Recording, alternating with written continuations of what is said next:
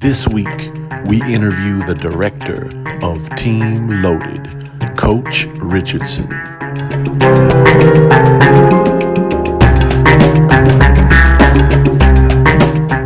Welcome to another edition of For the Love of the Game. Today, we have a staple of Virginia basketball here today, Coach Richardson. If you go to an AAU game in the Richmond area, there's a 60% chance you're going to run into Coach Richardson in one capacity or another. He is everywhere. He is everywhere in basketball, especially here in Virginia. So today we are honored and blessed to have Coach Richardson on our platform today. Coach Richardson, welcome aboard. How you doing, brother? I'm doing pretty good. I'm honored to be here. I'm honored to do this interview, man, with you two guys, man, and I'm ready to go. Amen. Amen. I got Coach Fowler with me today as well, but we wanted to go and hit you some rapid fire questions because we know that you have a tight agenda today. You got a tight schedule, and we always like to hit all of our guests up with how and when did you fall in love with basketball? I fell in love with basketball like at the age of 6. My goddad, he was heavy in coaching at the Parks and Recs in Northside Richmond, where I grew up in Highland Park, at Hoskins Field, and he put me onto the basketball and everything and all the sports. And once I picked up a basketball, I fell in love with it. I've been in love with the game, I want to say, since 1986. Amen. Amen. 1986. Amen. I was 3 years later. I was 2 years later. Amen. That So just made me sound old. I don't know. I should have said that. Make sure y'all like and subscribe for the love of the game with Tony and Davis. Amen. Amen. So it was passed down. Amen. That was a good hand-me-down. Hand-me-downs ain't always good, but that's a good hand-me-down. Passed down from family. Amen. Now, you say you came up in North Richmond. Where did you end up playing junior high, and where did you end up playing high school basketball at? I played junior high. I played at which was Chandler Middle School, where Richmond Community is at now. That used to be Chandler Middle School. Then I played basketball at John Marshall High School. Whoa. I'm an alumni there from John Marshall High School. I went on to college. I didn't play college basketball. I didn't play college basketball, but I just went to college, man. And, I realized early when I got to college that me, college, and work and sports, we weren't going to make it together. Amen. but in all honesty, I never lost a love for basketball, and that's what I did when I was young. Amen. Amen. Amen. Well, being from John Marshall, that's a huge deal. Amen. John Marshall and Highland Springs, those are the two programs I always think about when it comes to Richmond. Now, how long have you been at Team Loaded, and how did you get back into coaching after college? Um, I got back into coaching after college, man. I was in Charlotte, North Carolina. That's where I went to college at John C. Smith University. Once I graduated from college, I started working at a middle school in Charlotte, North Carolina called Wilson Middle School, and the girls basketball coach there at the time, he had an AAU program called Queen City Dynasty. And he approached me about coaching girls basketball, and I want to be honest, I laughed in his face, and I was just like, "Girls basketball? I'm like, nah, I'm not coaching no girls basketball." So he told me they had an evaluation period, and he wanted me to go and check it out, and he would pay for my room and everything. He just wanted me to go see it. And he took me to the Deep South Classic. At that time, the Deep South Classic was the tournament to be at. And once I went there and I saw all the college coaches and seeing all the girls' team, I didn't know that the game had evolved to that point, and I was in awe. And from that point on, I've been a girls basketball coach. Wow, that's awesome. Hey, did you know there's this little button? It's right here on the video. And it reads SUBSCRIBE. And when you click that little button, an angel gets its wings. For real. And then how did you end up connecting with Team Loaded?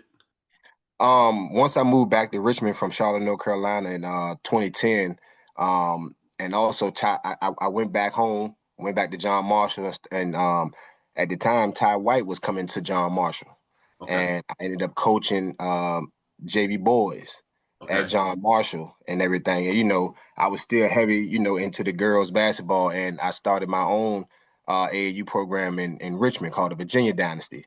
Okay. And every time I'll see Ty, hey, when we gonna do a girls team loaded and everything. And Ty, he really wasn't big on girls basketball at all and everything. So, I just went on continue with my Virginia Dynasty and every year, hey Ty, when we gonna do a girls team loaded? When we gonna do a girls team loaded? And nah, he wasn't with it. And then he just saw how, me and my staff, we were coaching at John Marshall and, we was making the best out of, the talent that we had, and we were going to the regionals, making it to the states and everything. And he came to me one day and was like, all right, we're gonna do a girls team loaded. And that was in 2016, and that's how we started Team Loaded Girls back in 2016.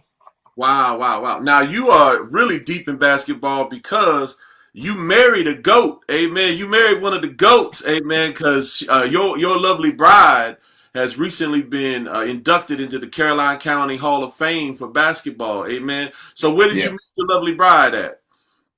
I actually met her in John Marshall Gym. Okay. As soon as once I got back to Richmond, I went up to John Marshall, and my wife, she had just graduated from college, and she went. She was coaching at John Marshall. She was an assistant coach, and that's where I met her at. I met her in John Marshall's gym, and we connected instantly and everything. And I always was giving the advice: if you're gonna marry somebody that do what you like.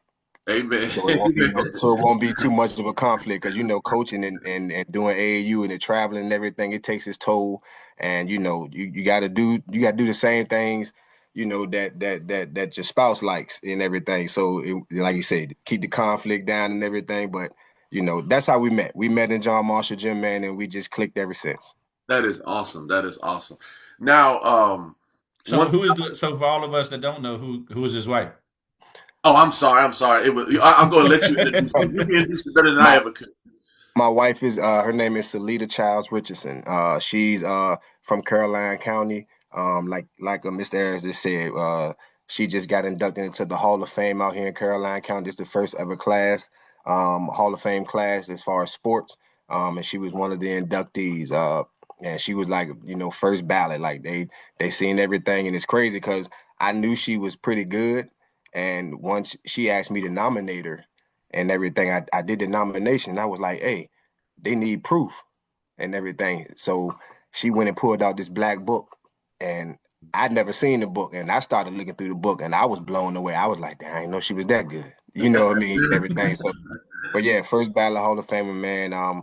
We used to coach here in Caroline High School. We just recently resigned and everything. And great woman. She like I said, she does what I does. We invest heavily in the community, invest heavily in the youth, and we love basketball. Amen. So in a love and basketball game, I know you aged yourself just a while ago, but in a love and basketball game, who's getting the dub? I'm not losing. It means I'm not losing. It's gonna have to be double or nothing, right? Yeah. That's one thing I don't budge on. I'm trying to win. Amen. Amen.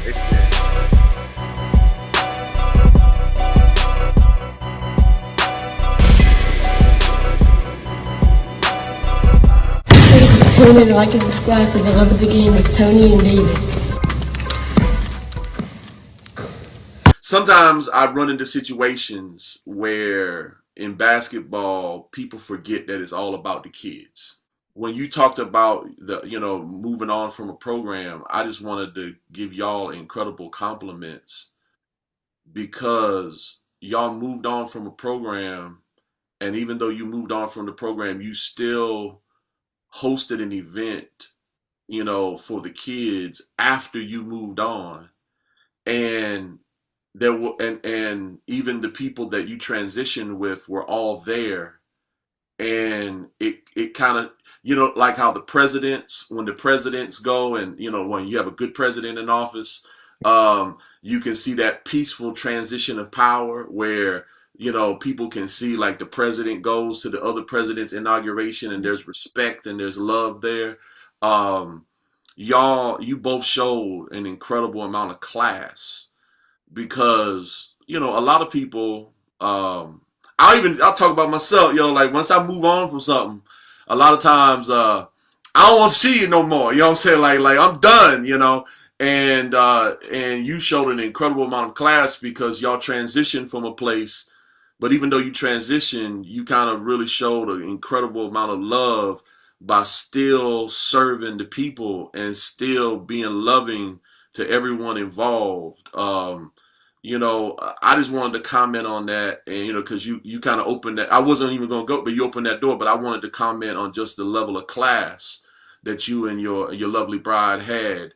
Where did you learn that from, and did and how challenging was that?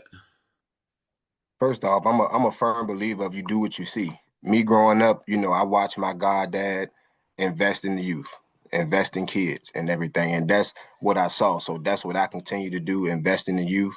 I teach at the school at Caroline High School, even though we're not coaching. Even the transition of the new coach, Coach Morris, and everything. I told him anything you need, just let me know.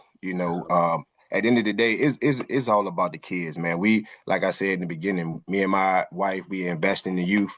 Our thing is about, building the community, doing whatever we got to do, and like hosting that camp. That just wasn't for, us being the coaches at Caroline. We have a nonprofit organization called Athletes for Awareness, where we bring awareness to the diseases of sickle cell diabetes and mental health, and we just gonna continue to build the brand, continue to invest in the community in so many different ways. It just doesn't stop because we're not coaching. We're still invested in the community with the camps, with the showcases that we're gonna have next month in January. We're gonna have 2 showcases in Carolina. We're gonna have a Johnny P. Johnson Classic, which is we're partnering with the Tyro of Omega Psi Phi to have a Johnny P. Johnson Classic, Boys Classic, that'll be at Caroline High School January 3rd. We're going to have that MLK, the second year for our MLK tournament. That's going to be at Caroline High School. And like I said, we got a girls classic. This will be our 8th year girls class that'll be at Highland Springs High School.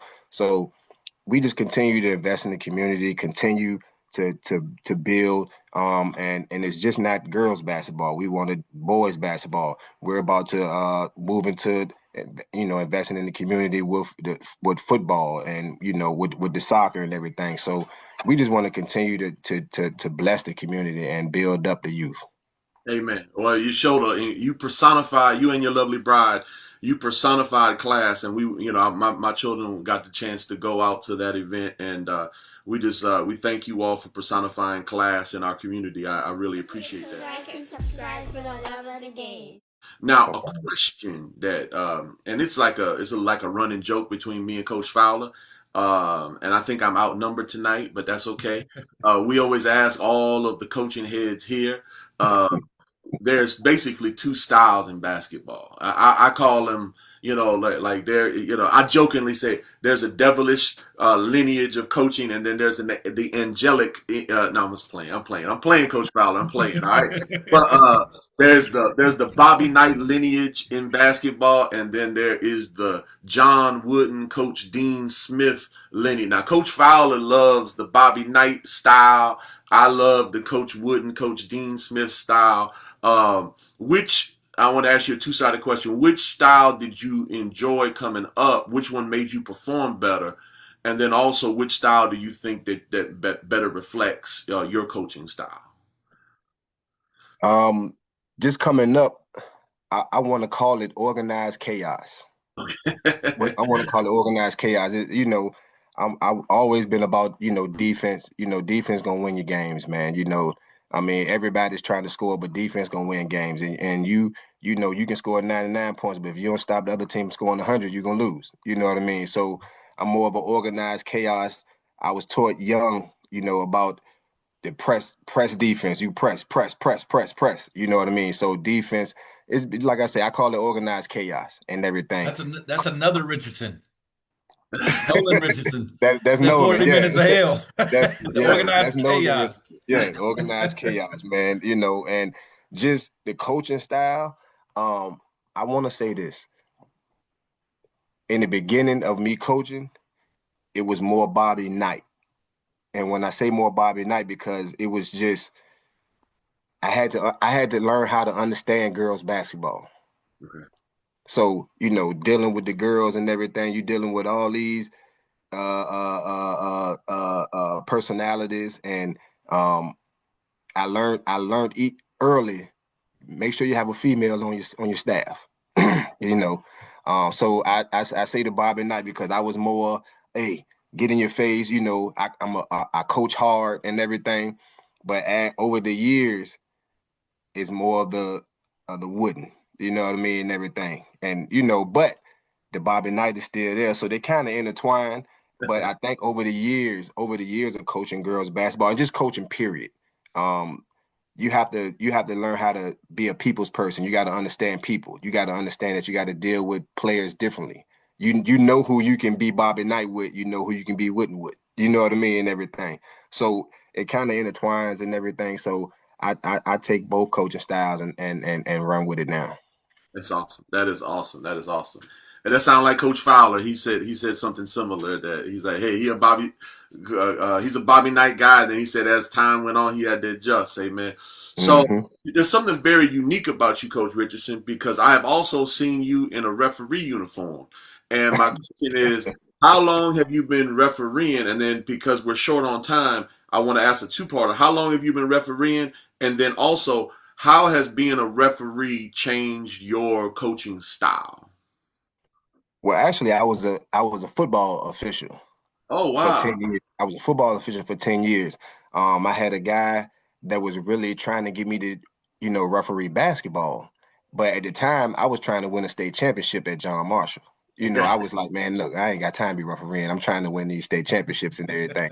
So once I kind of moved on from that, I said, all right, well, let me see what it's about. And I went into it. So now I've been refereeing basketball for 7 years now and everything. So um, once I started refereeing basketball, it also gave me a different side of the game. Right. Seeing it as a coach, seeing it as a ref, it actually made me a better coach. It made and it. I'll be honest, refereeing kind of made me go from Bobby Knight to, you know what Wow. I mean? Because you But actually you had to seeing it. take it. Yeah, and you see it from both sides. Now you got parents screaming at you that you don't even know that's in the bleachers and everything. You can always deal with parents of your players and everything. But it's just dealing with both sides. It changes your mind. It changes your perception of the game. You see the game a little differently. You see the game a lot differently. And what was the second part to the question? I'm sorry. No, well, you answered it. It was basically Okay, the okay, second okay, part okay. was how did it change your coaching style? Yeah, it changed my coaching style, but I still stick to the organized chaos because it like no matter who you play, I always say you kind of don't deviate from your style. You kind of make the opposing team play your style. Right. Yeah, you can watch film and do all that type of stuff. That's what I love about AAU because you really you ain't got time to watch no film because you might play a team and you might not see them for the next 8 years. Right. You know what I mean? So you really out there, you got to go out there and make teams play your style of basketball. Right. The way you know how to play, the way you know how to coach. So yeah, organized chaos, man, all day. Amen. Amen. Now, for a guy who believes in organized chaos, how do you deal and how do you adjust when you get a ref crew that they're not allowing a whole lot of contact? How do you kind of make that change? Because you know, I taught my daughter to have organized chaos, but then sometimes you get in certain games and a lot of ticky tack stuff gets called. So like, how do you adjust? How do you adjust with your I've been trying to teach my daughter that you gotta try out that first foul. And y'all are old heads. Y'all know 10 times more about basketball than I do. But I try to tell her to test the referee with that first foul to see how much you can get away with, but then make a psychological adjustment on how tight the ref is playing. How do y'all adjust with players when you have because I'll say this, AAU can differentiate like the games. It can almost look like two different games sometimes depending on how it's being refed. So or that's my five. I'm only 5 years in. Y'all are 20 years in. I'm only 5 years in. From a guy who's only 5 years in, that's how it looks like. But so how do y'all coach the kids when it's being called tight like that? Well, me personally, I think the coaching style varies from when you coach in high school ball and then you coach in AAU. The officiating is going to be different also. Me being an official, I know that you referee in high school is a lot of stuff like we're pretty tight with the calling on hand checking in Right. high school ball. AAU you can get away with a lot more and everything. But also, like I said, it depends on the crew. And AAU, you got to think sometimes it depends on where you playing at, and it depends on the time you playing because you can be in that last game of the day and the referee's ready to go. Ready to go. So we can let a lot go. You know what I mean? I mean, so like with me, it just depends on that staff. But all I do is tell my players, we're not going to deviate from what we do and everything. We're not going to deviate from what we do. Yes, if you get a crew that calls the game tight and everything, and it depends on who's playing. How these players, like you might have two teams that's pretty much organized chaos. You might have a team that's more superior than the other team and everything. So that all of that goes into officiating and everything. So when I'm coaching, number one, more than likely, I'm gonna know who the officials are. So Okay. I'm gonna know how they're gonna call the game and everything. And like I say, it varies from high school to AAU as far as the style and knowing how to coach my team because the officials they're gonna officiate very, very differently. Amen. Amen. Now, we don't want you to be able to, we only got 10 minutes left, and we wanted to give you a chance to kind of, let's talk a little deeper about Team Loaded. Today, you were the first one to kind of get the girls' side loaded on Team Loaded. What is the girls' program like today? How bountiful is it? Like what are the different age groups, and who are the coaches at at Team Loaded now on the girls' side? Yeah, so Team Loaded, we established Team Loaded in 2016. We started off on the Adidas Gauntlet. It was the Gauntlet then. It wasn't the 3SSB and everything now. So we started off on the Adidas Gauntlet. We did that for a couple of years, and then we started to go independent. We was independent for a couple of years. Then we finally went back to the Adidas 3SSB. Now we're back independent again. But Team Loaded, man, like I say, our motto across the board is family, scholarships, and championships, and family in that order. We preach family first. We're about getting the girls better. We're about all these girls, having the opportunity to go to the next level if they want. That's what they want to do. But we're high on academics. We don't let you play if your grades ain't right. We don't care what your parents say or whatever. If your grades ain't right, you're gonna sit this one out and everything. We are high on that. We are high on academics because at the end of the day, we got a saying: if you can't take care of that side of the building, you can't come in this gym and take care of this gym. You know what I mean? You got to take care of the other side first. We're really, really, really big on that. And we've just built the program up over the last 9 years, and we have 17s, 16s, 15s. Now we have 14U. We had grassroots earlier in the Team Loaded around about like 2017, 2018. Then we kind of got away from the middle school and everything, but we finally brought the middle school back, and it was just the reason we brought it back because we was like, all right, well, we need to build up some more and everything, and it was hard to do because all of our coaches were our high school coaches.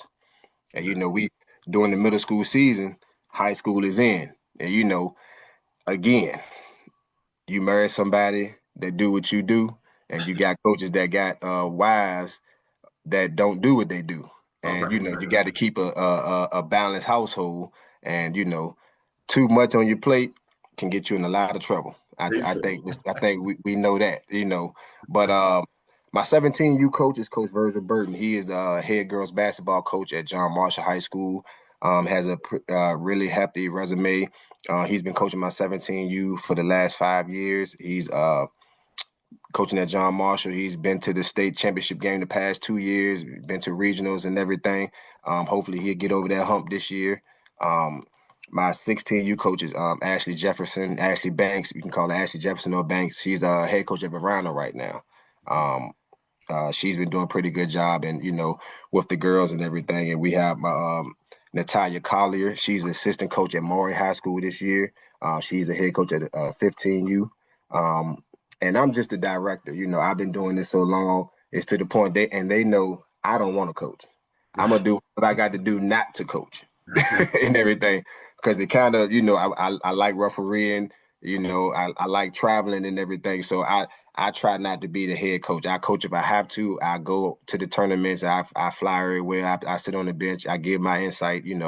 But me being the head coach, no, I want to play the background. I'm more of a background guy and everything. But my 14U coach is me and Coach Burton actually coached that team together and everything. So, just to, continue to build a program, continue to give, these young ladies a platform to play on and possibly get, earn that scholarship or academically or athletically. We just want to put the girls in a place, because the boys get everything, as we know, That's another reason why I love girls basketball, because the boys side get everything. So, and I've over the 22 years I've been doing this, I've watched the game evolve so much, in particular on the girls side, that I just want to give the girls a different platform, and just give the girls that aren't high up on these lists and everything that's out there an opportunity, to get seen and get that opportunity, to better themselves and better their families. Amen. Amen. Now you have some young men in your household that I know that they're going to have some nasty dribbles, nasty handles. When are we going to lose you to when they start playing, or because I have a feeling that they're going to be some monsters on the court. So are you going to be coaching them soon? No, I won't. I won't coach them. That's one thing I always said I would never do. I won't coach them. I want them to be coached. I'll give them insight when it's needed and everything. That's a big part of the reason why we kind of stepped down from coaching at Caroline, because we got a 7-year-old, he was playing baseball. My twins, 4-year-olds, were playing T-ball. Now my 7-year-old, he's in the basketball season. He just had the first game of the season yesterday. He had 10 points. That was good and everything. So it was just, it's a lot of things going on, and we got to, it's time to give our time to our children and everything. You got to make time for them and everything. So something had to give. My wife know I'm never going to give AAU up. AAU is my, that's the original wife. And everything. So, but like you said, you got to make time for the kids, man. Amen. One thing I always said when you say that, Coach, when I stepped away from coaching, this is exactly what I said. I can always come back to the game, but I can't come back to their childhood. So you're making the right decision, Coach. You're making the right decision. I appreciate that. Yep.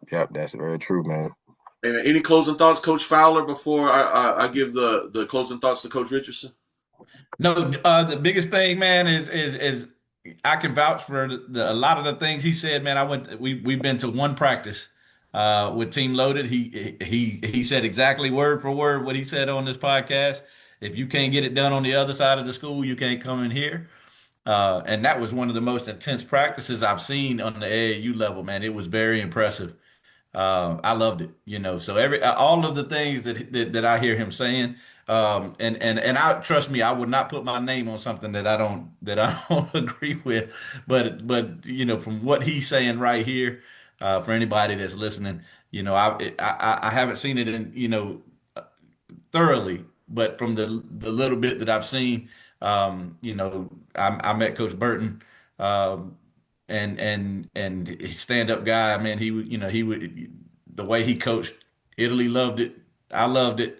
And again, hearing him say what he said today about the academic piece and how hard they work and things like that, something I can certainly vouch for, and I wouldn't unless I could actually really say for certain.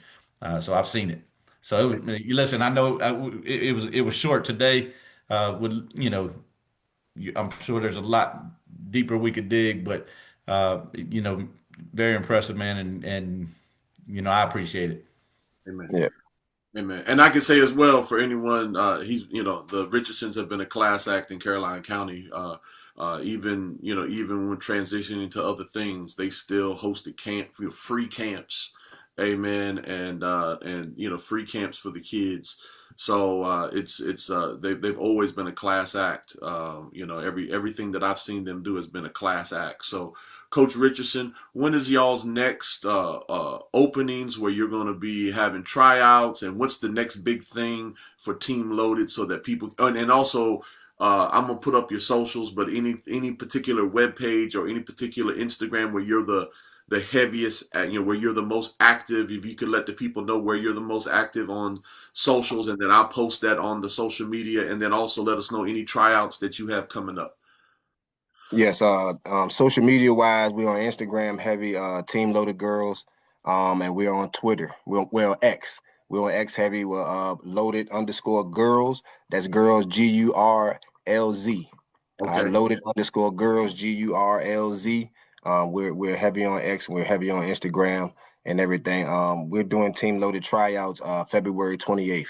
That's a Sunday, February 28th. We'll be doing our tryouts for our 17s, 16s, and 15s. That's towards the end of the high school season and everything. And we'll be doing tryouts, man. And we're just looking forward to a great spring and summer. And it's going to be great.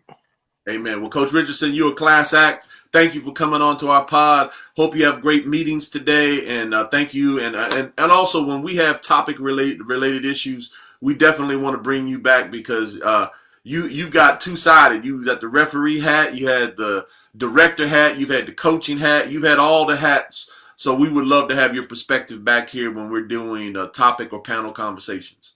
Oh man, just let me know. I'm there. Thank you, Coach Richardson. Yes. Appreciate you, brother. Appreciate all right, you, man. I'll be good, man.